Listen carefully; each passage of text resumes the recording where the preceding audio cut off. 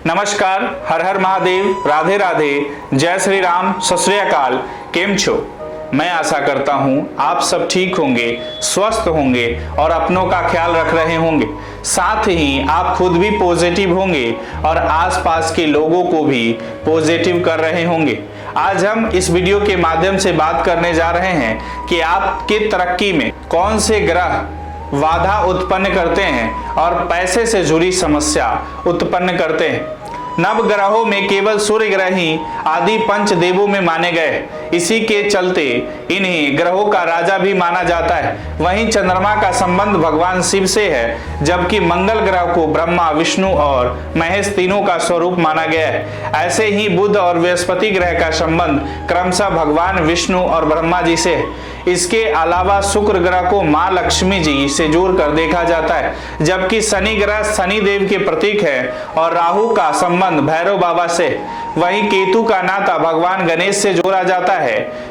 ज्योतिष के जानकारों के अनुसार कुंडली में क्रमशः दूसरे व 11वें भाव को धन स्थान व आय स्थान कहा जाता है। इसके साथ ही आर्थिक स्थिति की गणना के लिए चौथे व 10वें स्थान की शुभता भी देखी जाती है।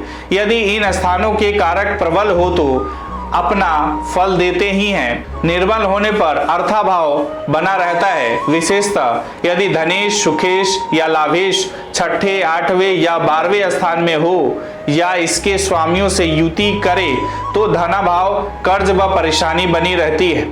धन लाभ, सुख व कर्म स्थान प्रबल होने पर भी धन की स्थिति देश, समाज और परिवार पर भी निर्भर करती है। इसी के साथ ग्रहों का भी प्रभाव पड़ता है। शनि मंगल के कारण बनने वाले योग व्यक्ति को साधारण धनवान बनाते हैं।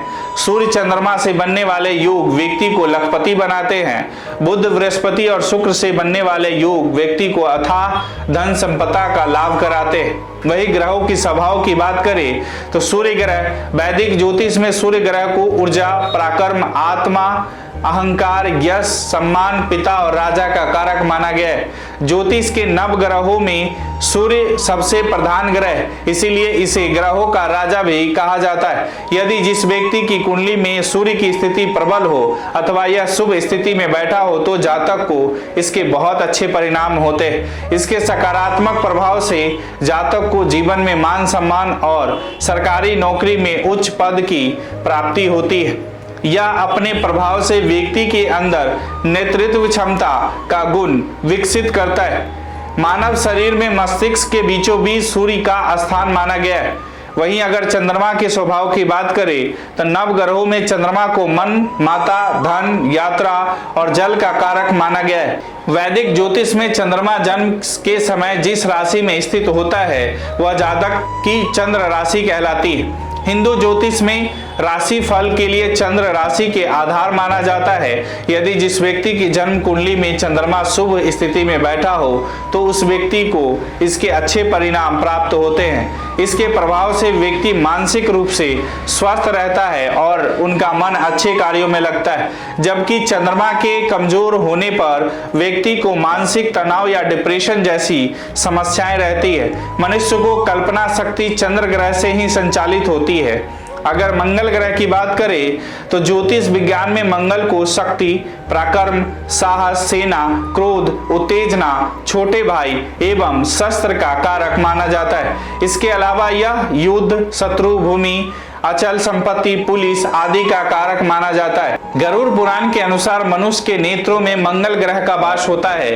यदि किसी व्यक्ति का मंगल अच्छा हो तो वह स्वभाव से निडर और साहसी व्यक्ति होगा और उसे युद्ध में विजय प्राप्त होगी। परंतु यदि किसी व्यक्ति की जन्म कुंडली में मंगल अशुभ स्थिति में बैठा हो तो जातक को नकारात्मक परिणाम मिलेंगे। जैसे व्यक्ति छोटी छोटी बातों से क्रोधित होगा और वह लड़ाई झगड़ों में भी शामिल होगा। ज्योतिष में मंगल ग्रह को क्रूर ग्रह की श्रेणी में रखा गया है। वहीं मंगल दोष के कारण जातकों को वैवाहिक जीवन में समस्या का सामना करना पड़ता है। बुध ग्रह की बात करें तो वैदिक ज्योतिष में बुध को बुद्धि, तर्क, गणित, संचार, चतुरता, मामा और मित्र का कारक माना गया है। बुध एक तटस्थ ग्रह है, इसीलिए जिस भी ग्रह की संगति में आता है उसी के अनुसार जातक को इसके परिणाम प्राप्त होते हैं। यदि कुंडली में बुध की स्थिति कमजोर होते हैं तो जातक को गणित, तर्क शक्ति, बुद्धि और संवाद में समस्या का सामना करना पड़ता है। जबकि स्थिति मजबूत होने पर जातक को उपरोक्त क्षेत्र में बहुत अच्छे परिणाम देखने को मिलते हैं। बुध ग्रह मनुष्य के हृदय में बसता है, जबकि ज्योतिष के अनुसार बुध ग्रह का प्रिय रंग हरा है। वहीं गुरु यानी बृहस्पति ग्रह की बात करें तो ज्योतिष में बृहस्पति को गुरु के नाम से भी जाना जाता है। गुरु को शिक्षा, अध्यापक, धर्म, बड़े भाई, दान, परोपकार, संतान आदि का कारक माना जाता है। जिस व्यक्ति की कुंडली में गुरु की स्थिति मजबूत हो तो वह व्यक्ति ज्ञान के क्षेत्र में अग्रणी होता है। इसके अलावा उस व्यक्ति का स्वभाव धार्मिक होता है और उसे जीवन में संतान सुख की प्राप्ति होती है। वही यदि बृहस्पति कुंडली में कमजोर हो तो उपरोक्त चीजों में उसका नकारात्मक असर पड़ता है।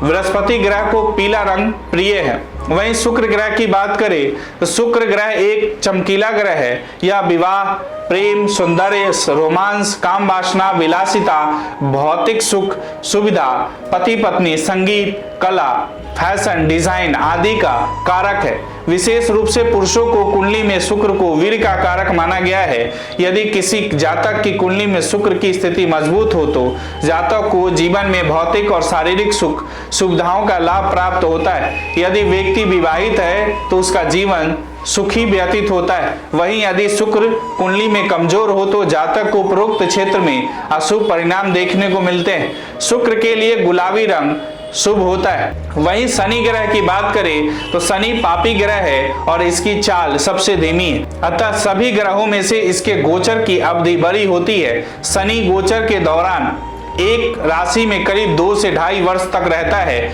इसीलिए व्यक्ति को इसके परिणाम देर से प्राप्त होते हैं। ज्योतिष में शनि को आयु, दुख, रोग, पीड़ा, विज्ञान, तकनीकी, लोहा, खनिज, तेल, कर्मचारी, सेवक, जेल आदि का कारक माना जाता है। यदि किसी जातक की कुंडली में शनि दोष हो तो उसे उपरोक्त क्षेत्र में हानि का सामना करना पड़ता है। ज्योतिष में शनि का बहुत बड़ा प्रभाव होता है। व्यक्ति के शरीर में नाभि का स्थान शनि का होता है।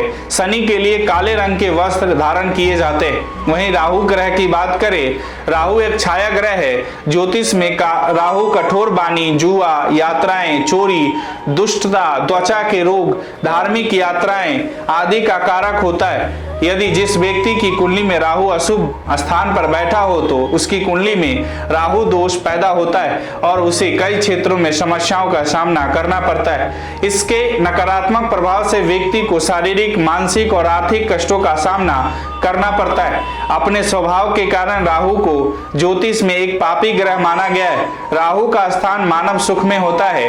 राहु केतु दोनों का सूर्य और चंद्रमा से बैर है और इस बैर के कारण ही ये दोनों सूर्य और चंद्रमा को ग्रहण के रूप में स्थापित करते हैं। वही केतु की बात करें तो राहु के समान केतु भी पापी ग्रह है और ज्योतिष में किसी भी राशि का स्वामित्व प्राप्त नहीं है। वैदिक ज्योतिष के अनुसार केतु को तंत्र मंत्र, मोक्ष, जादू टोना, घाव, ज्वर और पीड़ा का कारक माना गया है। यदि किसी व्यक्ति की जन्म पत्रिका में केतु अशुभ स्थान पर बैठा हो तो जातक को विभिन्न क्षेत्रों में हानि का सामना करना पड़ता है। जबकि केतु यदि कुंडली प्रबल हो तो यह व्यक्ति को सांसारिक दुनिया से दूर ले जाता है।